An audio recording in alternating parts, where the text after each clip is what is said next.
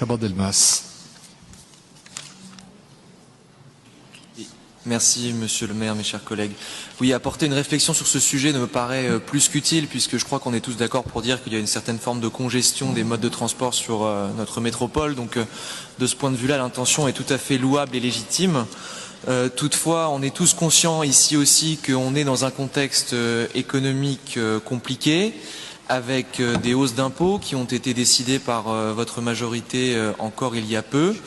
Dans ce contexte-là, avec une probable hausse des taux, certaines défaillances d'entreprises, la transition énergétique qui coûte aussi aux entreprises, les tensions mondiales et j'en passe et des meilleurs, dans ce contexte, on a trouvé que le manque de pragmatisme eu égard aux données estimées chiffrées qui ont été rappelées par mon collègue Thomas Cazenave, donc je ne reviendrai pas dessus, tout ça nous interroge effectivement sur la viabilité globale du projet d'un point de vue économique.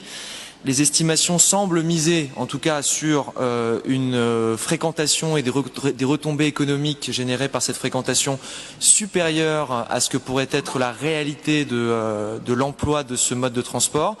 On est allé un peu regarder et comparer l'exemple toulousain qui fait un peu office de référence en la matière, puisque ça fait 1 an qu'ils ont lancé leur projet de téléphérique.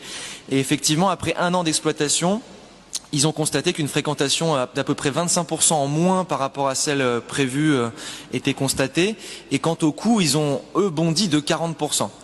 Donc en termes de scénario, je crois qu'on ne peut pas l'éluder totalement. Il me paraît même probable, crédible en tout cas, et il doit être pris en compte dans notre réflexion pour éviter de porter une charge supplémentaire aux finances publiques de notre ville, qui devront inévitablement être compensées par une nouvelle hausse d'impôts qui risque de peser sur le budget des ménages, qui est déjà fortement contraint par les temps qui courent. Je rajouterai que l'effet touristique passé le stade de la découverte est somme toute assez restreint, de l'avis même du maire de Toulouse, Jean-Luc Moudenc. Quant effectivement aux capacités techniques de ces télécabines, on a constaté aussi rapidement à Toulouse qu'il n'y avait pas la place pour mettre des vélos et des trottinettes. Donc en fait elles étaient sous-dimensionnées par rapport aux besoins réels de transport des usages du quotidien des Toulousains et des Toulousaines. Et donc voilà, en plus de ces interrogations financières et techniques et en faisant fi des doutes esthétiques qui ont été exprimés par le comité UNESCO Bordeaux, je rajouterai une dernière interrogation et doute qui est sur la pertinence d'un tel projet sur un territoire plat.